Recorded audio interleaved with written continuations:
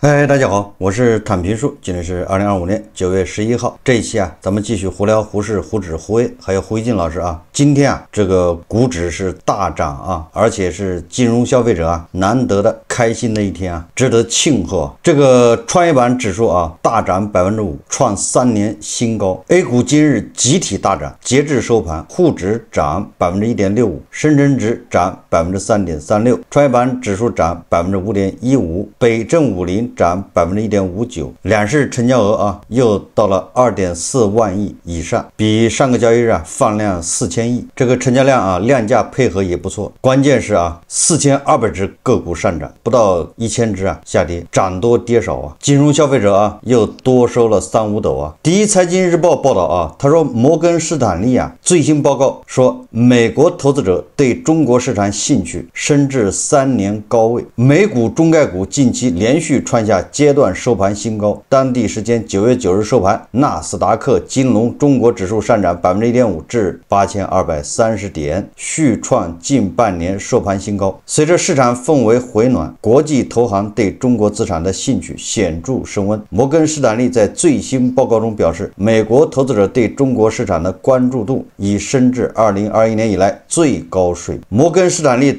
研究团队认为，无论是在指数投资还是在主题性机会方面，投资者的兴趣都维持在高位。近期与该行交流的投资者中，超过90%明确表示愿意增加对中国市场的敞口，这是自2021年初以来未曾出现的比例。我记得前不久这个摩根士丹利还是似乎不怎么看好胡适怎么今天摩根士丹利也叛变了，几根大阳线改变了摩根士丹利的看法。这个摩根士丹利说他说多重因素推动了这种趋势，中国在类人形机器人、生物科技和药物研发等前沿领域保持全球领先，使得投资者越发将中国市场视为战略性配置的必然选择。同时，政策制定者以渐进方式出台稳定经济的举措，并释放呵护资本市场的信号，流动性状况改善以及全球资产配置多元化的需求，也为投资者意愿提供了进一步支持。摩根士丹利补充称投资者兴趣已不再局限于互联网和 ADR 板块，而是逐步延伸至港股和在岸 A 股，重点领域涵盖人工智能、半导体、机器人和新型消费等。一些量化基金与宏观基金则更倾向于通过 A 股 ETF 和股指期货进入市场，以便更高效的参与。总体而言，美国投资者的交易偏好仍然以 ADR 为首选，其次是港股，再到 A 股。一边是股指节节攀升，指数牛市这个继续进行沙滩上建高楼；一边是大股东叫见好就收提桶跑路。为什么叫提桶跑路呢？前2天咱们介绍了同花顺大股东想提桶跑路结果被网友痛斥对吧？他想把自己的筹码便宜筹码拿出来跟大家分享，结果网友不领情。这个同花顺的老板大股东觉得我本将心向明月奈何明月照沟渠，有点这个狗咬吕洞宾不是好人心的意思，所以他终止了减持计划，不卖了，对吧？现在300涨到800再卖。但是不是所有的大股东都像同花顺大股东这么硬气有很多大股东还是选择坚持要跟散户叫与民同乐、雨露均沾一定要让散户能赚到钱，所以他就把自己的筹码也卖掉。这个新浪证券报道这是华夏时报报道，新浪证券是转发叫 A 股上演减持潮，月内就是9月份9月份才10天400多家上市公司重要股东宣布成功套现，对吧？就趁着现在股市行情好赶紧走路走人对吧？拿了钱该去哪儿去哪儿，美西方，对吧？去这个体会一下，尝一尝那个腐朽没落的资本主义生活方式他这个华夏时报是这么说的他说今年以来 A 股3大指数集体大涨，不少个股股价一路冲至历史峰值，即便9月市场进入震荡调整阶段，上证指数依旧稳稳站在历史高位区间。然而，和这一向好行情形成鲜明对比的是，9月以来上市公司重要股东减持动作显著升温，密集披露的减持公告持续牵动市场投资者神经。按理来说，后面是牛市了，对不对？这现在是刚启动后面4000点、10000点、14000点，你这个时候这么宝贵的筹码怎么能卖呢？这些大股东坚持要让利给散户这人家坚持把好处要让给散户，惠民政策万德数据显示，截至9月10日收盘，9月已有400余家上市公司发布重要股东减持完成公告，就已经成功套现，拜拜了，对吧？祝大家发财，人家已经走了，不是真走了啊，也就是他手上还有筹码，他先套一部分就改善生活说涉及股东数量超过600名，合计减持股份约10亿股，累计减持金额190亿。你看这190亿，这10天里面已经拿走了，消费去了。但这个消费人家到国外消费他又不在国内消费。进入9月以来，多家上市公司重要股东对外披露减持公告，引起市场投资者的关注。这个减持的理由也是五花八门。那个百合花实际控制人陈立荣减持理由叫因个人资金需求减持不超过3%的股份。这个苏珊银行特约研究员傅一夫在接受华夏时报记者采访的时候说他说股东减持核心动机通常集中在几个方面。首先是基于对当前股价估值的判断，当股价处于高位或估值偏高时，股东可能认为减持是锁定收益的合理选择。第二个是说政策变化、行业周期调整或公司基本面预期变化也可能促使股东减持。一边是市场对中期行情的看好，一边是股东密集减持，这种鲜明反差背后究竟藏着怎样的原因？这个傅一夫认为从历史规律看，股市上涨周期中重要股东集中减持确实较为常见。一方面，股价在短期内大幅上涨，使得公司市值迅速提升，部分股东认为此时股价已偏离公司实际价值，达到自身预期收益目标，出于落袋为安心理选择减持。短短10天就有400多家上市公司减持。这个市场传言比较多的有一家浙江的上市公司叫拓普集团，这个网上有很多传言他这个减持那就是大手笔。这是第一财经日报报道说上市10年来首次减持，拓普集团实控人出手套现8个亿。这家公司大概2015年上的市，2015年上市到现在，那大家也知道这行情不太好，对吧？这10年行情所以我们有理由认为他没找到合适的减持机会，尤其一上市之后前3年还不能减持。上市10年来没有减持，一出手套现金额接近10位数。拓普集团的4家股东将自己手里的股票卖了个好价钱。拓普集团9月10日晚间披露，邬建树、邬好年等4家股东，这一看都是一家人这一家人呢说，在8月29日至9月10日减持了该公司1343万股份，而这4家股东均为一致行动人，那就是一家人一家子套现8.8亿。拓普集团上市10年来，邬建树方面不但没有减持，还多次进场增持，动用资金超过3亿元。此次是该公司上市后实际控制人方面第一次减持。最近几年，得益于新能源汽车市场高速增长，加上切入热门的人形机器人领域，该公司业绩股价一路高歌猛进。现在不是人形机器人热吗？那这个公司他就说他是搞人形机器人的实际上他是做新能源汽车方面的配件。现在是机器人火，所以他们就是搞人形机器人。所以2020年开始到2024年，营业收入、净利润累计增长3倍，股价则在不到6年里大涨超过10倍。连续多年增长后，拓普集团业绩出现下滑，今年上半年该公司净利润同比下降14%，而机器人相关业务收入在营收中占比不到0.1%，就是可以忽略不计。上市至今，拓普集团股价累计最大涨幅13倍以上，被视为资本市场的大白马。公开资料显示，拓普集团的主营业务为汽车零部件研发产销，主要是这个汽车的减震器、内外饰、热管理、底盘，这个最主要是拓普集团它还是特斯拉供应链里面的龙头企业，而且给特斯拉供货。最近1年，拓普集团股价上涨的另一驱动因素，是因为人形机器人突然爆发。此前，该公司已在机器人电驱执行器方面有所布局。该公司在2024年年报中称，成立电驱事业部是切入具身智能机器人业务，是公司一项重要举措。该领域是100万亿级别的赛道，发展前景广阔，拓展机器人业务可以打造新的增长曲线。就是金融消费者喜欢这个概念，那他就来讲这个故事，配合金融消费者。不过，该公司电驱业务相关收入在整体业绩中占比不到0.1%，只能说啊，这个大股东啊，这一家子啊，也是抓住了机会，见好就收，对吧？你们喜欢，他就把筹码给你们，对吧？你们喜欢玩机器人，他全给你，人家走了8.8亿啊，对吧？到海外买几处豪宅，不香吗？这些白马股啊，这些上市公司减持啊，至少说明他们认为这是个阶段性的头部，对吧？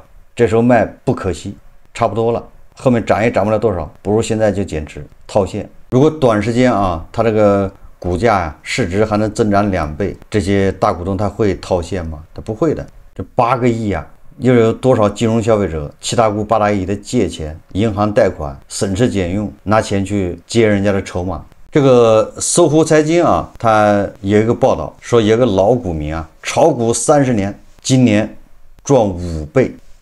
说我今年赚了5倍啊！陈师傅进入股市接近30年，终于等来了牛市。与股市相伴的大半辈子，陈师傅心情随 K 线起起伏伏，他一度亏掉80%，人都抑郁了。而30年里，他的股友们能赚到钱的很少很少。陈师傅再三提醒散户一定不要借钱炒股。大家看视频啊。这轮牛市我坚信我一定最少会挣10倍到20倍之间。去年我账户一下就赚了5、6倍，你不用多了，你就往这个账户里搁个2、300万。那么咱们老百姓是吧？你就赚到这个数目，是不是就可以这个一生当中啊吃喝无忧了啊？就是享受这么一个过程啊。我呢主要是被我一个朋友给诱惑进去的，他赚了很多的钱。后来他知道我喜欢画画，说陈哥你这样。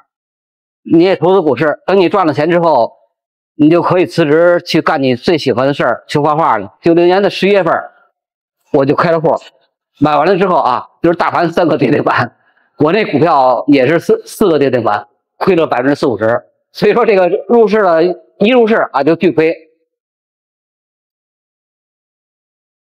后来就是我才发现啊，这个股票怎么到我这儿就亏钱呢？后来我才突然的意识到。这个股票市场不是咱们一般老百姓玩的，然后这会儿我这账户还剩一些钱，我就不敢动了啊！就那会儿最多亏的时候，我都不敢下单了，一下单啊就手就哆嗦。那你想把这个父母的钱啊、兄弟的钱、朋友的钱你也给亏了，你是多么大的一个压力啊！但那会儿我是真的是亏的，我是啊，就是咱不说得那个抑郁了吧啊，反正那个也处于那个抑郁状态。就是天天的这个不高兴不起来。那会儿我突然醒悟之后，我才开始啊，就是学习就是当初咱们北京啊有很多的好几个这个政治学校，就是凡是你有一个老师对我有一点帮助啊，那我就先学习啊。所以说当时我学习的时候花了好几年时间，就是北京所有的政治培训学校，我没有一个没学过的。然后呢，第一桶金呢，在那个之前啊，最早那个长期横盘。突然的某一天，放大量突破那个长期整理的平台，突破那根阳线啊，中仓买入啊，用的时间也不长，然后呢就翻了1倍，那会儿我已经就非常高兴了啊！你再涨我也拿不住了。说我这么多年呢，就是经历了大大小小的啊牛市、熊市的一个周期，经历太多了啊，所以说有了这么多的这个经验呢。那么比如说去年的这个924行情。抓到了一只啊，就是超级的大妖啊，短短的不到2个月吧，就那一只过来就赚了6、7倍。因为今年的行情其实这个股指涨呢，这个挺多的啊，但是我身边的很多股友呢反映呢赚不到什么钱，原因呢就是没有捕捉到啊这个市场热点，而且今年的电风扇行情太快，就是说这板块轮动特别快啊，你要没有抓到这个市场热点，真的很难赚钱。咱们这一轮啊，我可以大胆的说啊，中国股市经过这10年的震荡之后啊，又一次来一个10年一遇的大牛市。但是我希望就是所有的新的股民啊，你们考虑这个市场。那会儿入市的时候，96年那会儿还很年轻，30岁左右吧，30多岁，这些话都快马上就65了，人生的半辈子我都给了股市了，经历啊这么多的一个坎坎坷坷，确实是不容易。但是我也相信那个广大散户人，你一定要这个刻苦学习。如果在一个行业里头能够拼命的付出超平常人10倍的努力，那么你在这个行业努力10年，你一定在这个行业当中是做到拔尖的。提示大家，千万不要借钱炒股，不要加杠杆。像我们这些老的股民都经历过多少轮了啊，牛熊转换周期，暴涨暴跌。像我们这老的股民，大家可能也都炒过股票，就是5178那年那个牛市暴跌下来之后，由于很多的这个人呢都是加那个杠杆，包括我身边的朋友，赔得很惨。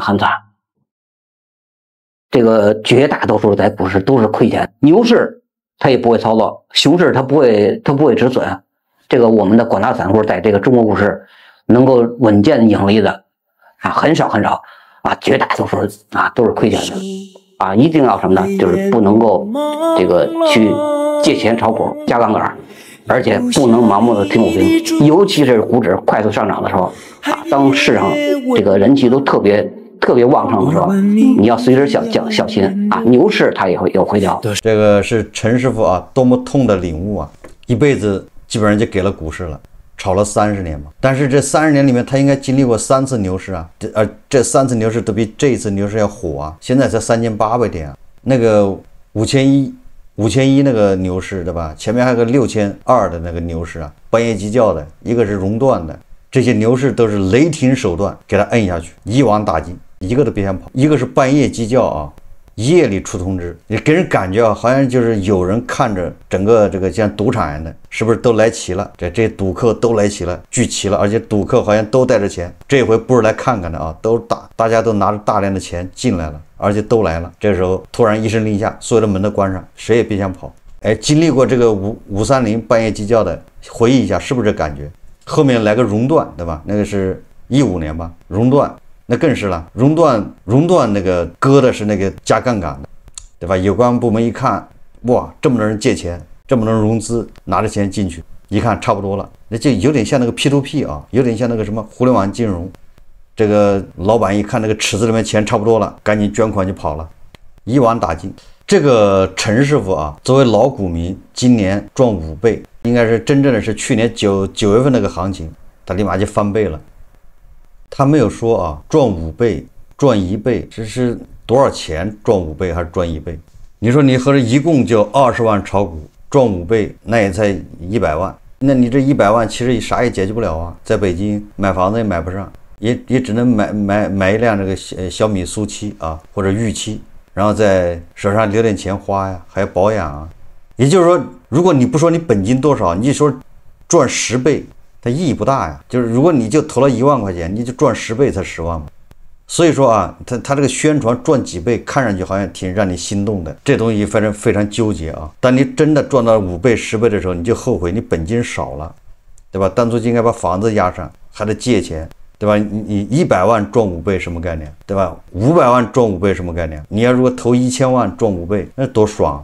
最后啊，通过这个陈师傅的说法啊，通过他自己的描述，我觉得他这30年炒股肯定是不符合国家提倡的，叫什么长线投资者，就是价值投资的。他还是在研究技术，研究那 K 线图，抓短线交易机会，对吧？他还是一个交易型的选手，不是那种价值投资。他不是说跟着报表，跟着这个行业趋势判断，对吧？我认为这个公司有价值，未来像可口可乐一样的要涨1000倍。它不是这种啊，它是通过看 K 线图、成交量啊、洗盘、什么突破平台、放量突破，这个都属于走运啊，就是走狗屎运，对吧？你2.5亿散户里面总得有人走狗屎运呢，对吧？能蒙对的，但这个并不是啊，这个资本市场这个真正的投资啊，这个叫炒短线。所以我觉得这个陈师傅啊，虽然30年的老股民，但是还是改不了他的本色啊。